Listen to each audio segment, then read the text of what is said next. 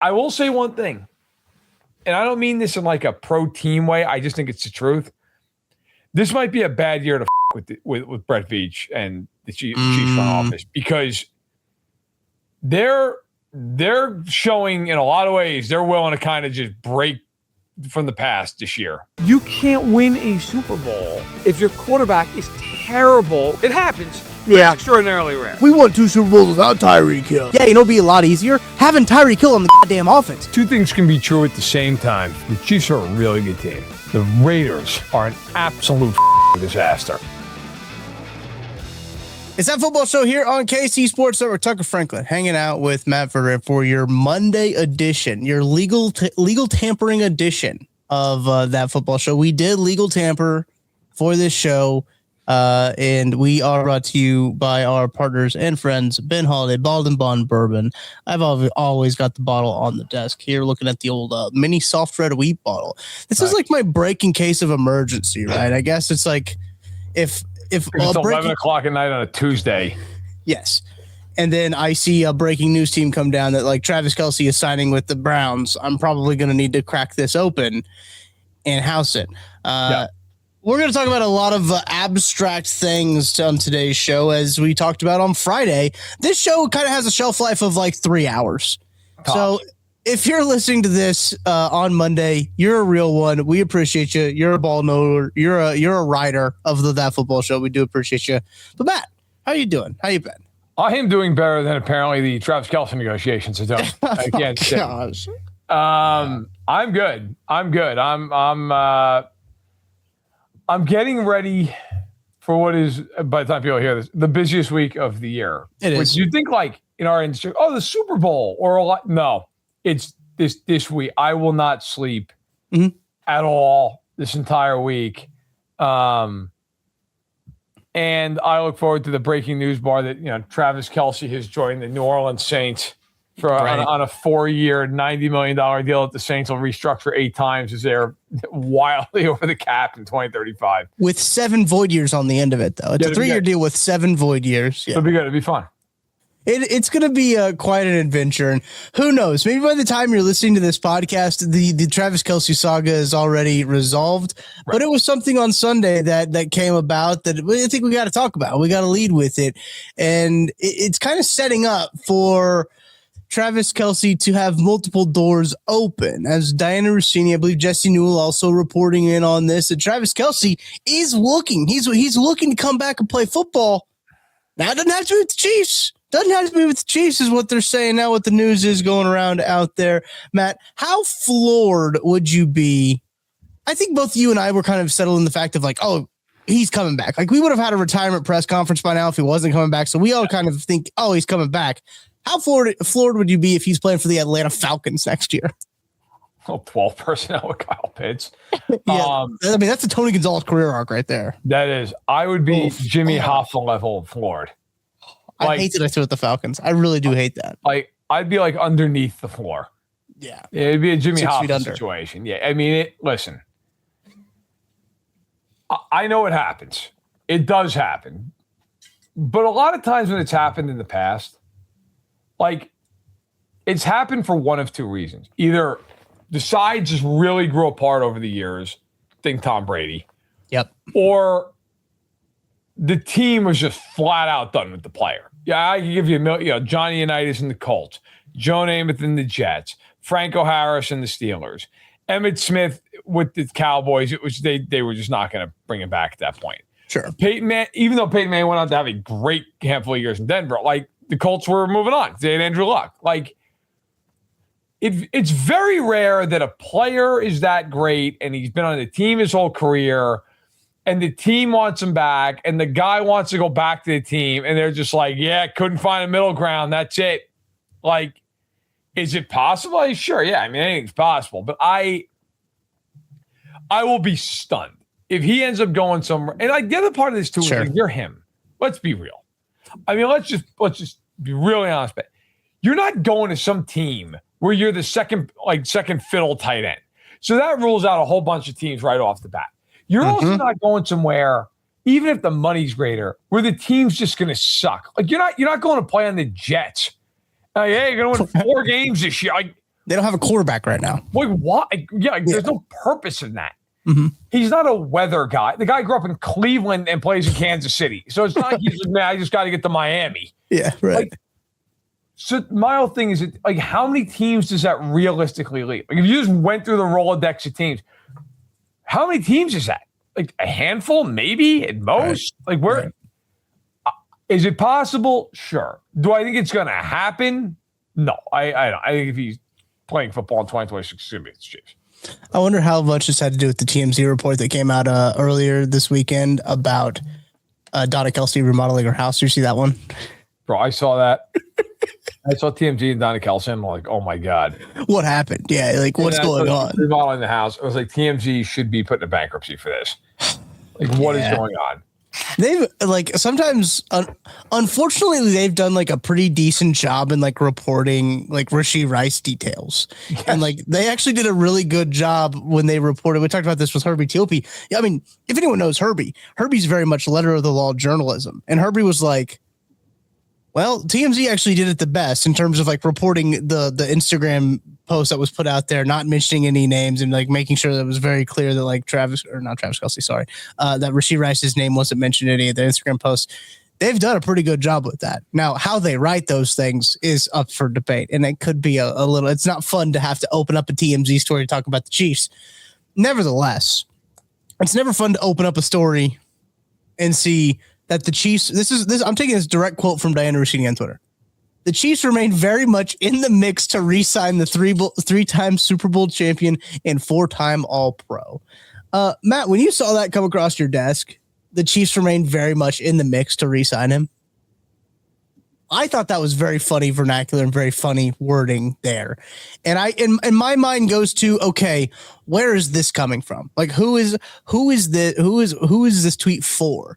And this sounds like, to me, this is just for me, right? It just sounds like it's some bargain, some positioning here, some leverage gaining here. Well, let's just be really straight. I mean, this is coming from Kelsey's agent. Correct. Like, I don't think I'm letting a cat out of the bag here. I don't think I'm blowing up Diana's spot. Like, this is right. This is coming from his agent. Why would it come from his agent? Because they're not giving him the offer that he wants. Sure. I mean, that's why. Now, here's the real question. Like, here's the bottom dollar question. Is Travis Kelce ready to walk out of Kansas City and go somewhere else? I mean, if the Chiefs just say, yeah, Travis, listen, we love you. 1 year, $8 million, bud. That's it. Is he willing to just go, yeah, fuck that. I'm going to go play with the Eagles? Yeah, wow. I'd hate that too. You know, like, is he willing to do that? Is he willing to? Because quite honestly, this is one thing I hear. If we want to indulge this for a minute, sure. Like, if you're the Chiefs, there does come a point where, hey, man, we love you, but this is it. Like, you're going to be 37. And I will say one thing, and I don't mean this in like a pro-team way. I just think it's the truth. This might be a bad year to fuck with Brett Veach and the Chiefs front office, because they're showing in a lot of ways they're willing to kind of just break from the past this year. Like, I know we spent a lot of the last part of the season averting our eyes and talking about the future and being like, well, they're never going to actually fire Nagy because they don't do that. Yeah. And they're not going to move off these position coaches. So guess what happened? They quiet fired Matt Nagy. They did. And they loud fired Connor Embry and Todd Pinkston. Straight up. Yeah, I mean, he's gone. You were all over that corner. And you can't update the website and expect me to slide by me, man. I mean, come on. So, like, and then they brought in Bieniemy, and understandably, a lot of people were like, hey, it's more, he's an inside guy. It's more the same. He's the only inside guy they brought in. Like, everybody else is from the outside. And they did something over the weekend that is going to go very, very, very under the radar. But I thought it was really instructive. So they brought back Winchester. That's fine. They do that every year, right? Yeah, whatever. Who cares? Yeah. Fine. They did not tender Mike Caliendo. And I know that's like a stupid, like, oh, Verderame, shut the fuck up, you jabroni. Who cares? Look, like, it's fair, right? It's fair. As my wife said it to me 10 minutes ago. Like, it's fair. But here's why I think that's really instructive. In past years, if they had anybody who they could tender, just did it. Like if you were anybody on the team, anybody, they're all, and you were an RFA, I was like, yeah, it's fine. Just slap a tender on him, keep it moving. Right. And by the way, like most teams do that. That's not like uncommon. It's not uncommon practice.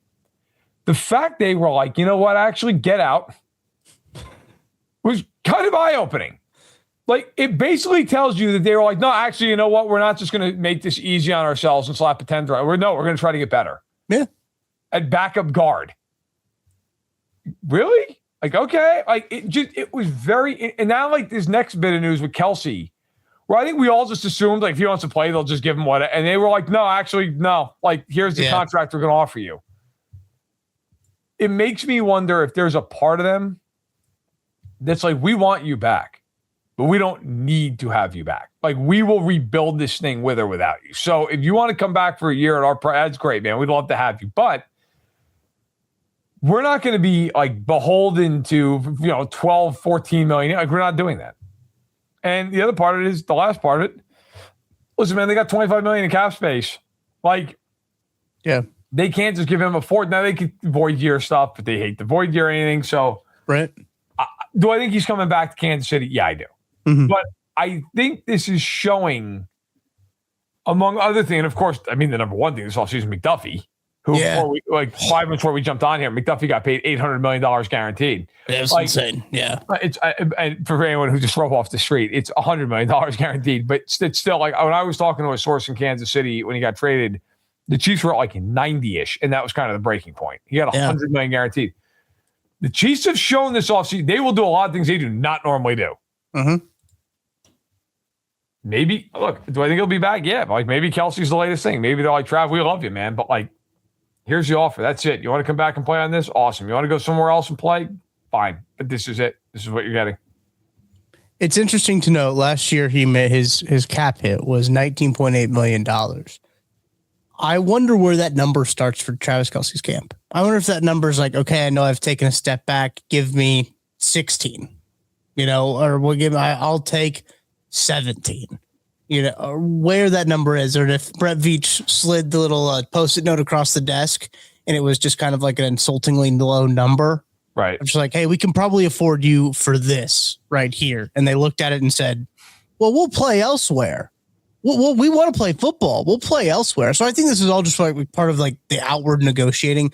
I'm sure you'll see a report too that'll come out and be like, the Chiefs are really in the mix. They really want Travis Kelce to come back. They remain open for Travis Kelce to come back because that's just what you'll see play out, right? When in terms of like this positional bargaining, I guess, right. Or really just like posturing, public posturing when it comes down to these negotiations. I truthfully would be floored, and it will be jarring if like on Monday at 11 o'clock we get a tweet that comes out that says Travis Kelce signing a 3-year deal with the Cleveland Browns to return home. I would 3-year, $42 million contract. I'd be like, holy cow.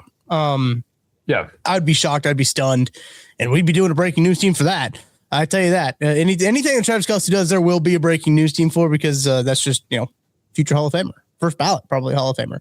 Yeah, definitely. Yeah. And when anything he does, we will be live for, but yeah, very odd day on Sunday of hearing a slow leak of Travis Kelce news as everything comes out. You mentioned the Trip McDuffie contract. I want to talk about that a little bit because, oh man, that number is high. This is from Adam Schefter. He says Rams and Trip McDuffie reached an agreement on a record 4-year, $124 million extension that includes $100 million of it guaranteed, makes him the highest paid cornerback in NFL history. Yep.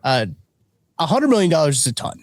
And we talked about on the last show where like $90 million would put him in terms of like guaranteed money. Like one of the highest guaranteed money players that wasn't a quarterback or an edge. And now he is like the highest guaranteed money that's not a quarterback or an edge. So shout out to Trey McDuffie, setting his family up and for years, generations, hopefully, with that kind of money. Yeah. But depending on whatever happens in the world, hopefully generations with all of that. But if the Chiefs gave him that contract, Matt, how are you feeling right now if the Chiefs gave that contract? I mean, I kind of figured if they kept him, he'd be about $30 million a year. Now, $100 million guaranteed is It's a lot. a lot of money, man. And listen, I'm thrilled for him. That's awesome. Stan Kroenke can afford it. He can. He's okay. But man, I got to tell you, let me put it this way, because this isn't about McDuffie. It's more about the way it's where the team's at. I would have been very against signing him to $100 million guaranteed based on the fact they need a lot of different things.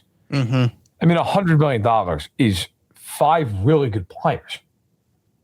Like, really good players. That's not, I mean, you could probably sign 5 Brian Cook level players for that kind of money. Yeah. You know, minimum 4 of them. Like, you know, and that is, listen, he's a great player. Also, my opinion of that deal is he going to play in the slot or is he playing in the perimeter? Because if he's playing outside, question. I got to tell you, that contract's insane. Mm-hmm. Let's just, again, repeat myself from earlier. Let's just be honest. As a slot corner, I think he's the best slot corner in the NFL. Sure. Absolutely. As a boundary corner, he's a very good player. He's not great. And he was not great in Kansas City on the outside. I would argue that Jalen Watson was every bit as good as Trent McDuffie on the outside the last 2 years. Mm-hmm. I don't even think that's controversial. I mean, look, he's awesome. But to pay $100 million and then presumably stick him on the boundary, yeah. If I'm the Chiefs, let's put it this way. If you're the Rams, you're thrilled you have them. It's a lot of money, fine. If you're the Chiefs, you have 4 draft picks and $100 million to spend in cash. That's not the worst thing in the world. I think if you're the Chiefs, you're not exactly regretting that trade at the moment. No, oh God, I don't think so. You look at the highest paid cornerbacks right now. Trent McDuffie's at the top in terms of per year basis, right? Trent McDuffie's at the top, 31 million APY. Sauce Gardner's 30.1 million. Derek Stingley's 30 million. JC Horn's 25 million. Jalen Ramsey still 24.1 million. Wow, that's crazy. Yeah. He's that high. And Pat Surtain is 24 million. So you and I were talking about before this. Right. Shout out the Broncos for getting that one done when they did, because Pat Surtain looks like the biggest bargain in the NFL right now. And by the way, they did the same thing with Nick Menino. Yeah. They got that done really early. Meanwhile, the Chiefs, it basically takes a hostage negotiation to get Chris Jones done. I mean, Chris Jones is being like flanked as if he was the president coming into for week 1. Still the funniest thing I've ever been in the stadium for. Not even close. That night was complete lunacy. You've got him being flanked. There's all this stuff going on with Kelsey got hurt like 2 nights prior to that. He's not playing. Then they dropped 800 passes, including a pick 6. Mm-hmm. And I remember coming out of the building and being like, well, I mean, it's no big deal. You played a good team. They barely lost. They dropped 800 passes. They won't do that again. And that was the entire season. And then they won the Super Bowl anyway. Right. That season should be studied 1,000 years from now. But yeah, it is what it is. Yeah, listen, this is going to be, I could be wrong. And by the time people listen to this, who knows, I might be already. There's going to be a really, really interesting next, 96 hours for the Chiefs. Yeah. You know, because if you take a history lesson from free agency, 1 or 2 teams are going to spend like absolute assholes. Like in a way that as it's happening, you're like, oh my God, the dead money is going to be ridiculous in 2 years. Like, yeah. And I don't want to name names, but the Raiders are the leaders in the clubhouse. Like, if there's ever a team that's just going to, we got 120 mil in space. We got Geno Smith off the books, kind of. We traded Max Crosby. By the way, there was a report Geno Smith and the Jets it might happen, which is just unbelievable. That would be insane. Yeah. Only the Jets would get him when he sucked, and then when also he sucks. And then he sucked again. Yeah. They just missed all the good part. And they're like, what about him twice? The Raiders seem like a team that's ready to do that. Also, let's not rule out what the Commanders might have in store. Sure. Right. I said this on my own pod, but it bears repeating here. Usually when you combine dumb and desperate, you get hilarity in free agency. Mm-hmm. Those 2 teams are just primed for complete insanity early on. And I think like the Patriots will be aggressive, some other teams, but the next 72 to 96 hours with the Chiefs, let's put it this way. By the time Tucker and I are back on Friday, this is either going to be like, man, Veach cooked. Yeah. They got Walker or Etienne. They got a receiver. They got an edge. Like, well, they're so back, but Kelsey's back and full. Or they've signed Mike Dana to a 2-year deal. God, Cam Jordan. Cam Jordan's in on a 3-year, $80 million deal. And they've extended Noah Gray. And it's like the big signing they made was like Kiwity Pay. And Rico Dowdle's your running back. Yeah, Kelsey signed with Washington. And it's just fire Veach. Fire. I mean, I feel like there's very little chance that there's a big in between. Like, actually, it worked out okay. No. Yeah. It's either going to be like Veach cooked, he's God, or like, oh my God, burn the stadium down, let them play in the parking lot for the next 5 years before they go to Kansas. And there's no in between. Yeah. Yeah. Friday's show is going to be an interesting one. It's so funny recording this show right now because like we can't really talk about a lot. Like because everything's going to happen after this show posts. And as it usually does, it's what's turned into a tradition now is we'll post something and something massive will happen right after we get done. But you brought up Max Crosby going to the Ravens. Does that I know that you and I kind of have a differing takes, at least on Twitter, about it. You thought it was good for both sides. I thought it was very interesting for the Ravens to give up as much as they did for a 29-year-old pass rusher coming off of a knee injury. Nevertheless, I think Max Crosby is a phenomenal football player. I think that's still really good. Does that give you any oh, maybe the Ravens will be good next year? No. Okay. Good. Okay, we're on the same page there. Yeah. So, I did the trade grade for SI, and I gave both teams an A, and here are my reasons for giving them an A. The Raiders is pretty straightforward. He's not going to be there when they're good because he may not.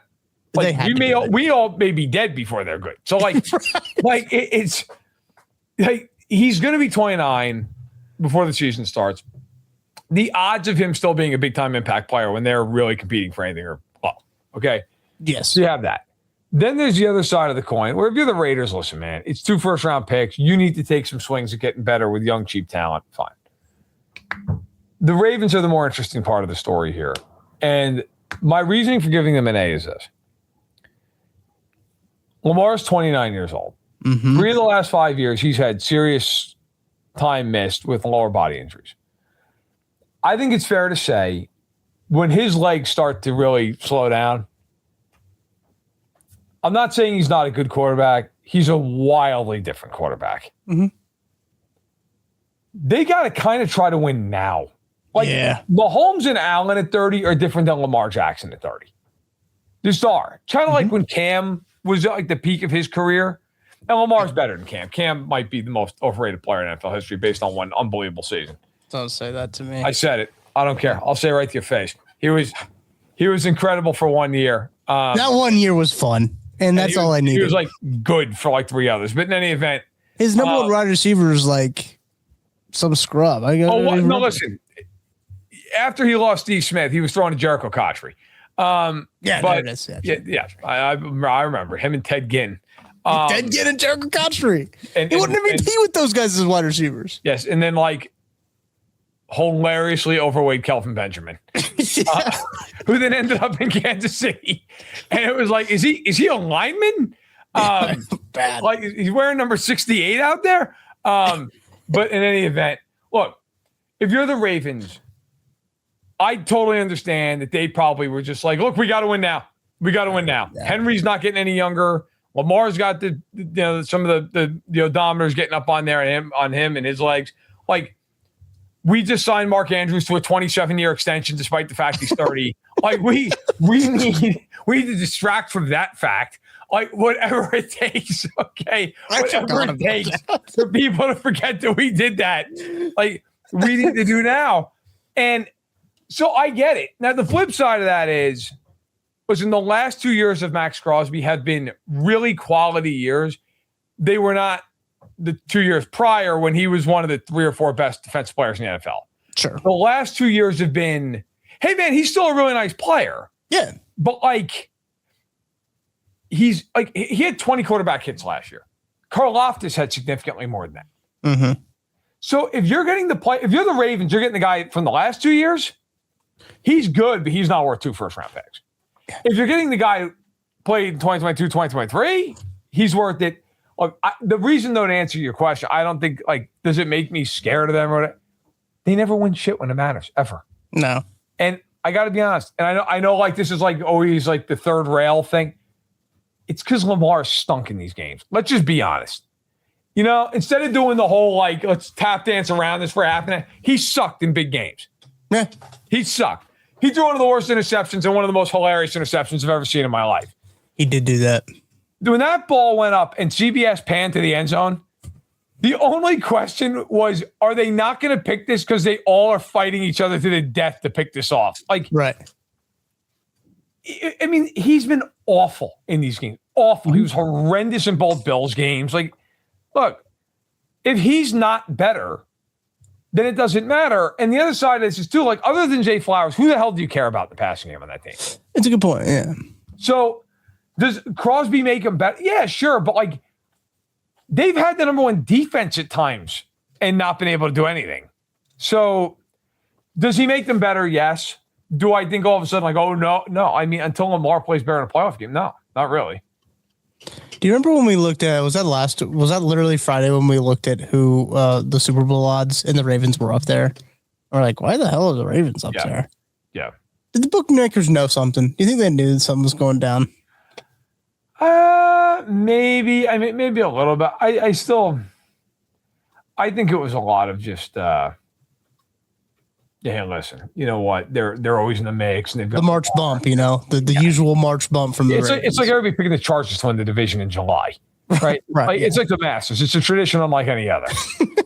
You know, we just need Nance to, like, you know, hello, friends. Like, when you come into the betting markets, and it's like the Chargers are minus 190. And then you just fast forward to week 7, and it's Herbert just throwing a hilarious pick in crunch time, you know, and like 19 guys on the IR. And like, oh, right, it's the Chargers, right? Football's back. Yes. By the way, not that we need to go, like, really deep in the weeds on this. Did you see what they gave Khalil Mack? Way more money than they should have. Did somebody in that front office have a stroke? And it was just supposed to be $1.8 million. They're like, oh shit, and then just hand out $18 million. Like, he's still a good player. Sure. $18 million is an aggressive amount of money. How old is he? He's like 35. Good Lord. Yeah. He had 5 sacks last year. The fact that his longest tenured team is going to be with the Chargers is kind of insane. I know, 4 with the Raiders, 4 with the Bears, and now this is year 5 with the Chargers. Crazy. Does he just decide out of dignity when he goes in the Hall of Fame to just go in as an NFL player? Does not claim any of the 3 franchises. But actually, you know what? I just want to go in as me. Yeah. I don't need to go in as anybody. Yeah, look, it's like $18 million for him. And then they signed Tyler Blados to 3 and $30 to be the center. Yeah, before this whole thing starts, because he was cut from Washington. From Washington, yeah. I feel like they're setting up so that they, like, hey, $18 million fully guaranteed to Khalil, and then, like, also Blados, so you don't have to play Linderbaum, and it's just going to be another one of these off seasons with the Chargers where they end up with like $70 million in cap. Yeah. You know, and Spanos was like, hey, I mean, we signed guys. I spent $18 million on Mac is insane. You have Tuli Tuilotu. I can't ever say his name. Yeah, I know who you're talking about. Tuilotu. I always get tongue-tied saying it. You're probably giving that dude like $25-30 million a year on an extension year. Sooner, he's got 1 year left. Yeah. The thing that makes me wonder, though, is like, Adafeoe, he coming back? Great question. You just give $18 million to senior citizen Khalil Mack. Is Owe going to come back? Because if not, I got to tell you, if I were the Chiefs, he would be at the top of my list. Mm-hmm. I'd give him $480. I'd give him the Jawan Taylor special and William thing. I'd even tell him, hey, listen, we're going to give you the Jawan Taylor contract, and you also can just line up incorrectly like 3 times a game, and it'll be fine. Just get 10 sacks. They need someone to rush the passer. And I'll be interested to see how active the Chiefs are day one, how much activity they go day one, because sometimes, they'll have their home run signing on the first day, then they'll have a couple of moves trickle out on Tuesday, and the League New Year starts out on Wednesday, then you might have one trickle out, but then they're usually pretty quiet until then. I think the free agent period is from like March 11th to April 17th. I was reading something from the NFL that was an email they sent out that said after that, it's like, it doesn't count against, like, there's like certain. Yeah, they're basically their bookkeeping things that like they get around with some technicalities there, and so they have like this whole like month-long period practically to sign all these guys. It will be interesting to see how they approach it and who that first signing will be too. Of like who will be the guy. Now, obviously, the first sign doesn't mean like, hey, this was the guy that we were out, like we were trying to get work the hardest on. This is our home run signing. This is our number one signing. I like Jalen Moore was that last year, right? Like maybe that probably was in that case who they were trying to get a left tackle. But then I think a day later it was Christian Fulton. Maybe they were trying to work a little bit harder on Christian Fulton. I know they really like Christian Fulton. So I'll be interested to see what position group it is that they hit first. And you'll be like, oh, okay. Oh yeah, Kenneth Walker, right when free agency opens. All right, they really cared about running back. They were really going after running back. I will laugh hysterically if it's like 12:01 Eastern and the Chiefs are just like, we've signed Kenneth Walker and Travis Etienne, and we're willing to trade one for a first-round pick. Right, they corner the market. Yeah, they're just like, yeah, we have all the running backs now. Give us another first-round pick. We will be running the ball. We will make the Ravens look like the run and shoot Oilers. Yeah, it's like we have two first and second down running backs. No one's playing third down. Honestly, the funniest thing they can do is if it opens up and at 12:01 they announce a re-sign of Kareem Hunt, and then wait like 5 minutes and then announce they sign Kenneth Walker or Travis Etienne. That would be hilarious. If they just like everybody else, like it's like the first minute of free agency and they're like 1 year, $3 million, Kareem Hunt, and then there's just like a what. And then they're like, also, by the way, Travis Etienne 40. Yeah. All right. We need to take a break. Would you rather have Walker or Etienne? I was going to ask you the same thing after the break, but I guess I'll answer that. Yeah, well, you're going to now. Yeah. After this. Chiefs. Just a short drive from Kansas City. Experience the history, the heritage, and the bourbon at Holiday Distillery. Tour Missouri's oldest distillery, where real Missouri bourbon is made the old-fashioned way. Walk the grounds, taste the tradition, and take home a bottle of something special. Make the trip, sip the story. Holiday Distillery, Weston, Missouri. Book your tour at holidaydistillery.com. Heather Lewis, broker owner, KC Local Homes, and Emprise Bank has been a great partner for us. They're our partner in Possible. Debbie and I hit it off immediately, and she was one of the first bankers that I would say sat down with me and actually like genuinely cared about my story and where I was coming from and what I was trying to do, not just what kind of loan do you need, how much equity do you have, and she really kind of laid out my options for me and just made the process make sense, and I felt comfortable with it. Start to talk about it and think about it, a building popped up that I wanted, that I could afford, and it was in a great area. And so they really guided me through the SBA. I used the SBA loan to acquire it and really guided me through that process and made it happen. I think that we talk about that a lot, where we wouldn't have a business. We wouldn't have what we have here if we didn't have the clientele that we do. I've always functioned out of a people over profits mentality. The houses sell themselves, right? Like I'm here to help people and facilitate the transaction for them. Matt, to answer your question, I think I would rather have Etienne at the price point than Walker at his price point, if that makes sense. I think Etienne. I would too. I think Kenneth Walker is a very good football player. Watched him in Super Bowl MVP. You can't be a bad football. Well, maybe you can be a bad football player and be Super Bowl MVP. Nevertheless, you can be. It's been done. Yeah, I had to stop myself mid sentence and be like, I don't think that's true. Kenneth Walker is a very fun guy to watch, but the market that he's going to attract might not be the price point that the Chiefs, I'm not going to say want to, but should play in. I think Etienne's number and what he does in the pass game and what he can do on first and second downs, much like Kenneth Walker, is very attractive to the Chiefs, and his number is a lot lower than what Kenneth Walker's reportedly will be. So I think when you take the price into it, I would rather have Etienne. But if it's straight up player, they're the same price for same contract, I think I'd take Walker, if that makes sense. I agree. By the way, to your point about like Super Bowl MVPs. Yeah. One of my favorite thing about Super Bowl MVPs is like if you're talking about guys, you're like, who? Like who won the MVP? Yeah. Two of the best ones that stick out to me are Malcolm Smith of the Seahawks from the Legion of Boom, and Larry Brown, who had a couple of picks who just were thrown right at him by Neil O'Donnell. I mean, like hilariously thrown right at him. And after both of those games, those guys were named MVP. And in both cases, both guys ended up going to free agency within a year. The Brown went right after, or not right, KJ Wright. The KJ Wright was a good play. Malcolm Smith had, I think, one more year signed. In both cases, both guys went to contracts to the Raiders. The Raiders were like, awesome, great. Like Larry Brown got a huge deal. It was terrible. And then the other guy, you're like, who? Dexter Jackson won Super Bowl MVP for the Buccaneers in 2002. He didn't go to the Raiders. He just happened to beat the Raiders in that game. So the Raiders and Super Bowl MVP, a hilarious history. That is hilarious.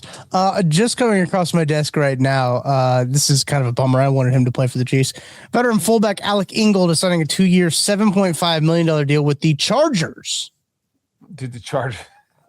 So they have now paid a ton of money to McDaniels there, so he knows him. Yeah, right. They've now paid a ton of money to a really old defensive lineman, and now $7.5 million. He gets 3.9 in year one and 3.75 in year two. But I'm tied for NFL's highest paid fullback on a deal negotiated. Oh man, I got there. Yeah, why are we mentioning the agents? Because now that's the thing. That was the thing that started in the NBA, and now all these guys do it. It's like, hey, make sure you mention who I am. As if anybody gives a shit. The agents are like, hey, maybe the players will say, yeah, I'm sure the players are surfing Twitter day and night to see who's negotiating these contracts. Right. Yeah. Clowns. All right. So don't they already have that 300-pound fullback like Matlack? Oh, yeah.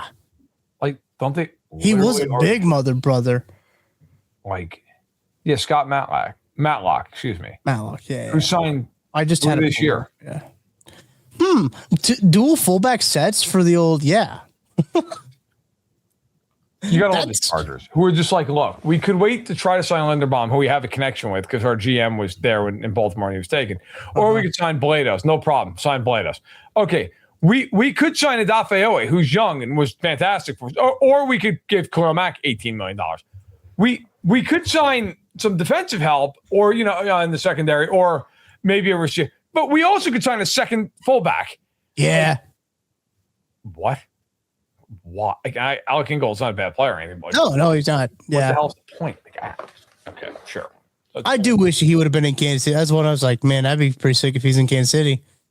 Because, the last time the Chiefs used a fullback, their offensive coordinator was Eric Bieniemy. And who knows if that's really the reason that the Chiefs needed to be good is because they just need to bring back a fullback. Nevertheless, very interesting to note that they in January they re-signed Tier Tart as well. Yes, they did.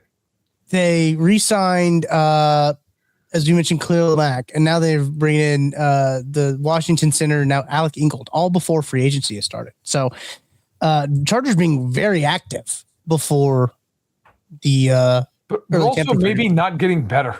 Yeah, it's like nothing is like, oh wow, they really did this. Like, with $30 million in cash, and like I don't know that they're giving Ingold more in year one than year two. It's kind of bizarre. That is really weird. The whole thing's kind of strange. It's interesting. It's interesting. Also, by the way, if you want a fullback in Kansas City, may I interest you in Patrick Ricard? Yeah, you can. Yeah, you can. He's a bad mother coming downhill. And they need a real fullback, not like Carson Steele listed at fullback, but he weighs 220 pounds. He's like a light tight end. I need someone pushing 3 bills being a fullback, Yeah, I need somebody who, if he hits someone in the hole, he may kill them. Yeah. That's the point of having a fullback. Man, Do the Broncos still have Chiefs legend Michael Burton? Think he's a free agent? I'm pulling up the depth chart right now. But yeah, I don't want some fullback who's hitting the hole and like, oh, step lightly. Like, no. The Broncos have 2 fullbacks. That's on brand. They need him because they have no quarterback. Adam Pretense. They're both actually free agents right now. Adam Pretense and Michael Burton are their 2 fullbacks. Now, do the Raiders have 2 fullbacks? No, they don't. Just Ashton Jeanty. The Raiders barely have like 2 players on the team right now. Yeah, there's a lot. So if you're familiar with like our lads, I talk about our lads a lot on the podcast, right? I love that website. It's good for the depth chart. They keep it up to date all the time, but they'll like color code stuff. So right now they have it color coded of like gold as if they acquired them in free agent. Green names are they're unrestricted free agents, and they have restricted and exclusive rights free agents on there too. A lot of green on the Raiders page. A lot of green going on for just free agents, and that's first line, second line, third line, you name it. There's green, I think, on every single position. The Raiders, I don't think it's aggressive. The Raiders, depending on what they do in free agency, might look like an expansion team. Other than, like, as we sit here, and also, I get it. They got 2 first-round picks and everything. Yeah. As we sit here, the only guy in the Raiders who's even good is Brock Bowers. Colton Miller? I still think Ashton Jeanty's good. Maybe that's over ambitious for Ashton Jeanty, but I mean, could Ashton Jeanty average 4 yards a carry? Well, no, but he's also had traffic cones for his offensive line. Yeah. I don't think it's his fault. I think Ashton Jeanty, if you plop him in Kansas City's offense, I think it's a lot different than Ashton Jeanty in the Raiders offense. Yes, that's probably accurate. Their quarterback situation right now, by the way, because they did cut Geno Smith, and then Wendy's went at Geno Smith, and then Geno Smith went at Wendy's. I don't know if you saw that whole Twitter beef going on. I did. And I got to be honest, I appreciated Geno Smith LinkedIn article and lit Wendy's up. I was like, damn. And then he was like subtweeting them. And then he was just like, man, this is what's wrong with the world. I'm here for an NFL quarterback being like, fuck Wendy's. Okay. Which, if I'm Burger King and McDonald's, he's immediately getting an endorsement deal. Oh, yeah. Right? Like, immediately. Burger King might do it because Burger King's been doing some good pub recently. You saw the whole thing. Did you see the whole thing with like the burger CEOs? Like McDonald's CEO was just like, wow, look at this yummy burger, and like barely been into it. Maybe what McDonald's should do it because they need to get out of some like hot water of like our CEO looks like a robot. But the quarterback situation in Vegas, actually the only quarterback they have under contract currently is Aiden O'Connell. Not good. Kenny Pickett's a free agent. Yeah, which is where he should stay. Yeah, he should be a career free agent. Yeah, the Raiders are in tough shape. I do love how at the combine when they were asked, I think Spytek was asked about like, what do you need to do to improve your roster? And he's like, we need good football players. We would like someone who can play this sport, please. Yeah, like we have to get people who are good. Do you think Mendoza is going to be good at the next level? Like, okay, like take it out. Yeah, it's Chiefs and it's Raiders. Like, just like, do you think he's going to be good? And if so, like, how good? So I think it's I think he could be good. I don't know if he can be good for the Raiders because the organizational structure around him. I do think he has some very like pro traits about his game. I think he has some very good. He's very psychotic about the game of football, and I think you have to be that if you're going to be a really good football player. He enjoys football, and you can watch him in the tape a little bit too. His progressions are pretty good. You can see him work through progressions, and at the NFL level, that's pretty big. It's going to be how he is able to identify coverage and react to it. I think is going to be kind of his big thing. But I don't know if it gets better. I don't know if he can like if he has no offensive line in Vegas, right? I don't know like how that's going to help him. I think he's a very low floor or like high floor, low ceiling type of guy, right? He's very much like, I think you and I talked about this. If people are comping you to like your ceiling being a mobile Jared Goff, if you're getting Jared Goff at number 1 overall, you're not like super thrilled about that. You would rather get like, you know, a good quarterback. But I think he can work in the right situation. It might be like a Darnold situation where he goes and then like the first team does not work out at all. The Raiders, that does not work out at all. He signs like a deal to be a backup somewhere. He gets an opportunity to play, and he is then be able to like grow as like a quarterback and get to the right situation that he needs to, and then is able to flourish. But I don't think it's in Vegas. Yeah. So I feel like, to your point about Goff, because that seems to be like the comparison du jour, right? He's like, oh, he's Goff with feet. And it's like, okay. Yeah. So he's decent. I think your way of wording it is pretty spot on. I kind of agree. I think he could be good, and I like that like Clint Kubiak's his coach. Sure. That will help. Man, that roster is like, I know they got 2 firsts and $100 million in spade, but they're going to need it. I mean, that team is brutal, man. Like going into free agency, that team, maybe you want to argue the Titans. Like those are the teams that have the least talent in the entire NFL. Like even the Jets have like Quinn, you know, like I don't say Quinn Williams. They do not have Quinn Williams. True. They've Garrett Wilson Jr., Garrett Wilson, and they've got Breece Hall. Mm-hmm. Like more than the other 2 teams I just mentioned can say. You know, the Browns suck. They have defense. True. They've got a lot of quarterbacks. The Titans and the Raiders are just, oh, man. I mean, talk about a long way to go. Wow. Yeah. I'm glad that you mentioned Kubiak, because I saw something from Stephen A. Smith. This might have been from a while ago, I think, when he was announced as the head coach there. Stephen A. Smith didn't think it was a good hire because he's had 6 jobs in 6 years. But didn't talk about how they were all promotions. I was going to say, feels like there's some missing context there. Yeah, he's like, no, he's had 6 jobs in 6 years. Not going to be good. Not going to be good. But like he was, climbing the career ladder, and that's what you have to do to become an NFL head coach. You have to take 6 jobs in 6 years usually, especially if they're all promotions. You tend to want to take promotions. Yeah, that's usually a good idea. Yeah. I mean, look. I don't want to overstate this.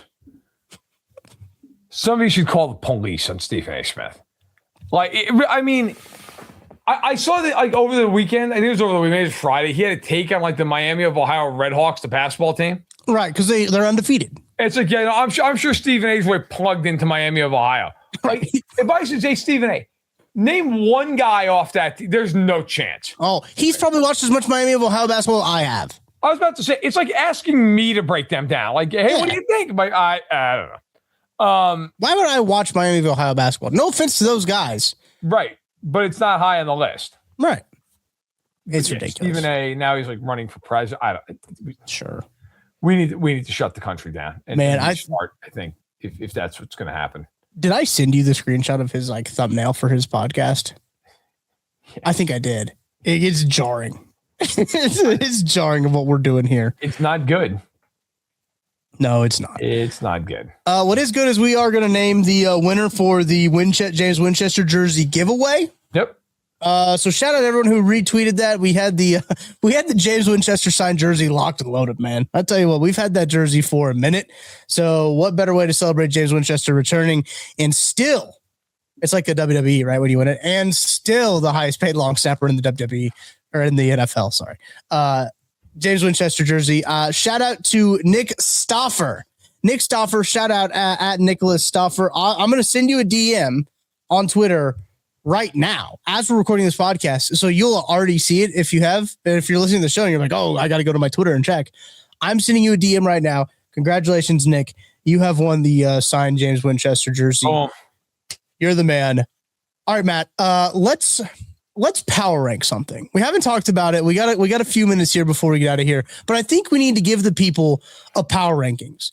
some of my first thoughts, and I saw actually, hang on, I wrote something down from when I was on Josh's show on Friday. We had somebody, the worst Brandon Bean moves was one of them that we should, but I think we need to wait until free agency's over before he does more time. Yeah, I think that's a good one for us to do. That one's down in the bank. We're good with that one. I thought of Brett Veach free agency signings. Yeah. That might require some like more deep research. Or we could just power rank our free agency wish list for the Chiefs. The 5 guys we want to see the Chiefs sign. That seems most pertinent at the moment. I'm going to have to post that early, aren't I? Because yeah, that's going to be good. I love it when my ideas are, I got good content ideas and then like, wow, that's so much more work for me. Yeah, it's going to require more. You know, it'd be funny if you just posted on like Wednesday. Yeah, we want these guys. They didn't give a shit. Right. I'm going to post this. I'll post it. What if I post this before the episode actually goes out? So people see our it's like a tease. Post it at 11 a.m. Central on the dot. And tag the Chiefs. At Chiefs, here you go. We did the work. There you go. No problem. I'll text people in the building. Yeah, there you go. I'll send it to you when I get it done. So this is our players, power ranking the players we want for the Chiefs. There's got to be a better way for me to word this. Our free agency wish list, right? Let's just call it that. That's a good one. Free agency wish list for us here. We'll do it 1 to 5 or 5 to 1. Sorry, as we usually do. Yep. Matt, you have the honors. T-box is yours. I gotta send it. I gotta send it. This is off the dome here because we sure discussed this beforehand. All right, so all right, let me think here for a second. All right, so number 5, I actually have a thing. So let me see. Okay, I got it in front of me. All right, number 5. If they lose Brian Cook, Nick Cross of the Colts. He's a good player. He's 24 years old, which is insane to become if you're a rookie deal at 24 years old. Yeah.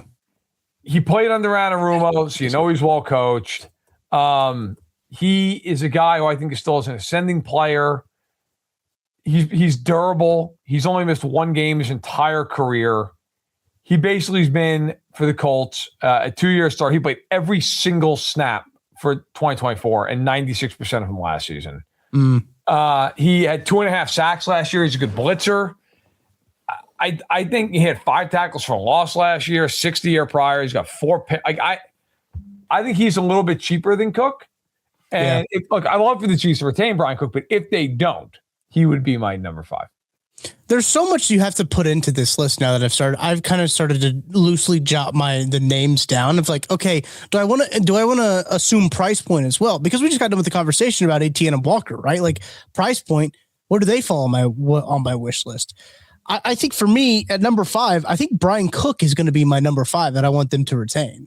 Okay. When it comes down to it, I think he's a guy that knows the system. Their safety room is decimated. I think Brian Cook is a guy that plugs a hole for them in the defense, especially after losing Trent McDuffy in the trade. You gotta have something back there, I think, in the safety room, and just retaining Brian Cook might just be a stopgap. Maybe plug the hole of the boat that's leaking before you run out of too many fingers. Yeah, I would agree. All right, number 4, Romeo Doubs. So look, I think they've got to find somebody who can play the position. And Doubs is a guy who, for my money, is a number 2 receiver. He's been pretty durable throughout his career. In 4 years with the Packers, he really kind of came on in the last 3 years, 674, 601 in 13 games. And then last year in 16 games, 724 and 6 touchdowns. Runs a full route tree. He's got great hands. Mm-hmm. He can beat man. He can beat zone. And, you might look at those numbers, 724. I'm not asking A to be a number 1. And B, in Green Bay, he played with, 9 other receivers. Okay, in Kansas City, he's going to be on the field more. I think Doubs can be a guy who gives you 800 to 900 yards in a season. I don't think he's over in 1,000 yards guy, but that's not what I'm signing him to be. I'm signing him to be a quality number 2, basically 2-3 with Worthy. Those guys to be in that role, and then you have a top tier number 1 who I think they may have to draft. Yeah. But I'll put Doubs at 4. I'm sticking in-house with number 4 again. I'm going to go Jalen Watson. I think resigning Jalen Watson is a bit more important than signing Brian Cook in this regard. And this is something that the Chiefs have done a lot of, right? Where they have retained a lot of their talent. It doesn't seem like they want to do that a whole lot, but I think that maybe on a 1 or 2 year deal, I think they could probably get him for 3 years at a pretty good price for Jalen Watson. Now, the market for both Cook and Watson could just price themselves out. They could just be priced out with how these guys are. But I think retaining those 2 guys in the back end after trading away such a big piece like Trent McDuffie would be on my wish list for number 4. So number 3 for you, Matt. Jalen Watson. Okay. Yeah. I just think, look, you trade away McDuffie. Christian Fulton, like, I think people have amnesia with this. They basically put Christian Fulton in Siberia for 15 weeks. Yeah. And now all of a sudden everybody's like, oh yeah, Christian Fulton played well. Christian Fulton was basically alive for 2 weeks. Yeah. They wouldn't play Christian Fulton. I'm supposed to feel like going into camp that they're just like, yeah, great, Christian Fulton. Like, I don't buy that. I just don't. It doesn't mean he can't play well, but I have no confidence that they're going to just trot him out there. It's going to be. Also, he gets hurt every year for like a month. Yeah, unfortunately. Love Noel Williams, but again, and I think Noel Williams is going to be very good, but like they basically refuse to play Noel Williams for massive stretches of 2025. True. It'd be nice to have Watson in that building. No, okay, he's, in my opinion, I honestly feel like he can be a legitimate number 1 corner. Mm-hmm. And if I've got him in there and Noel on the other side and maybe Fulton as a 3rd corner and Roland Wallace in the slot whenever they're not forcing Connor to go down there and make us all just go insane, I'm good with that. So Watson, even if he gets, I don't know, 16 to 18 million a year, I'd pay him. I would give him the money. I think he's worth the money. Yeah, and you mentioned at the top of the show, he was just as good as Trent McDuffie on the outside last year, and I think that is important when it comes to Watson. Okay, number 3 for me, man, I don't think I'm going to get all the guys I want to on this list. I'm going to go with Boye Mafe at number 3. This team desperately needs pass rush, and I think that he is a guy where, yeah, the sack numbers weren't where they were last year. The sack numbers weren't up, but he doesn't need to be the ace for the Chiefs. They just need a guy who can rush the passer and maybe get to a passer a little bit quicker than what a 32-year-old Chris Jones and who moves like he's 47-year-old George Karlaftis can get to. So I think that if he can be an off-speed pitch or at least have a second defensive end starter that you feel comfortable, a competent pass rusher, Boye Mafe, I think I feel pretty good about that. So I'm having him at my number 3. Okay, number 2 for me is same position, Odafe Owe. Okay, yeah. Look, I think other than Hendrickson, he's probably going to be the highest paid edge, but I would give him the money. He's a former first rounder. He's 27 years old. He just turned. Yep. 2 years ago in 2024, he had 10 sacks. Last year, he had 7.5 sacks in 12 games with the Chargers. I think he's a really good ascending player. Mm-hmm. I think he's a really good player. He, by the way, is only ever he basically only plays half the snaps. I think you could even give him a bigger role. He'd blossom more. I love his game. Yeah. I think he's a really good football player. And if I'm the Chiefs, I would not blink at giving him $480. I would give it to him. I think he's worth it. By the time you get into the big cap hits, you may have 1 year of overlap with Chris Jones. Sure. Yeah. You know, like if there were a big time D tackle here, that might be my answer. But I think of all the pass rushing options, I like Owe the most. I'll put him number 1 or number 2 on the list, but number 1 2 for pass rushers. Yeah. Man, I've been going back and forth with this one. I think I'm going to go number 2. I'm going to go Travis Etienne. I think with him, just in terms of straight talent and straight player ability, we talk about a little bit with the number there as well with him with the contract. I think Etienne would be a guy that is desirable in terms of that cost effectiveness and what he brings to the team. But I don't think he's the number 1 guy I want overall, but the number, and they need to really improve running back. I think running back this year, as I start to scan like the other, like the free agency lists, there's not a ton of wide receivers I love. There's not a ton of edge rushers I really love. There's not a ton of defensive tackles, as you brought up. There's not a ton of cornerbacks. So it's All right, retaining those two guys that Cook and Watson are probably the top two at their position when it comes to those guys. When it comes to building my list, Boye Mafe, I like him. I know the Chiefs had interest in him, and he is kind of spagsy. I think a running back is a position that they really do need to address. Etienne, it gets my number 2 spot. He gets my number 1 spot. There you go. I won't even. I mean, for all the reasons you said, I think he catches the ball a little better than Walker, and he's cheaper, I would think. So, yep. For me, he's number 1. I've got Walker at number 1 just because straight up player. I like Kenneth Walker as a player.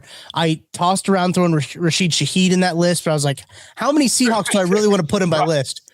Yeah, I was gonna give him an extension. Yeah, there's so many different variables, but I think that running back is the spot they can get the best at in free agency. When you look at all the other available players, I don't know, like Romeo Doubs is obviously an interesting one, and how they can use him would be so interesting. Mike Evans, sure. He's 32 years old, but like maybe you throw him out there. But I think that what would make this offense way more fun, Kenneth Walker, be like, oh, we have to actually think about that guy in the backfield now. So the price might not be where it is, but I think that he would be fun in the offense. Look, man, out of the names we just mentioned, if they land 2 of them, we should be thrilled. 100%, yes. Like genuinely, like if they land 2 of them, we should be. Hey, that's awesome. That's great. Yeah. So let's see what they do. See if they at least hit 1, or if we end up just being out here on Friday and the comments are just basically like, I'm going to be a Broncos fan now. I can't take it anymore. Yeah. I'm sure we'll get some of those, and I'm very excited for all the free agency things to happen and all the free agency things to take place. Thank you again to our partners, Ben Holiday Bottle and Bond Bourbon, for making this show possible, for making all of this happen pre-free agency. We will have the breaking news team live anytime anything pertinent happens with the Kansas City Chiefs. If they re-sign Mike Caliendo, I'm not going live. That's where I draw the line. If they re-sign anybody that is not going to be a day one starter, that's where I draw the line. But we will be live for the big news, for the breaking news. The breaking news team have the new blazer. We'll be ripping and ready to go. So thank you guys all so much. Shout out to Nick for winning the James Winchester signed jersey. Hit me back with your address. We'll get that shipped out and off to you. So from Verderame, I'm Tucker Franklin. Thank you guys so much. If you want to send me your That Football Show fan fiction screenplays, you can do that. Like the guy in last week's description did. 5-star rating and review did. So appreciate you guys very much. That's going to do it for us. We'll be back on Friday. We'll see you then.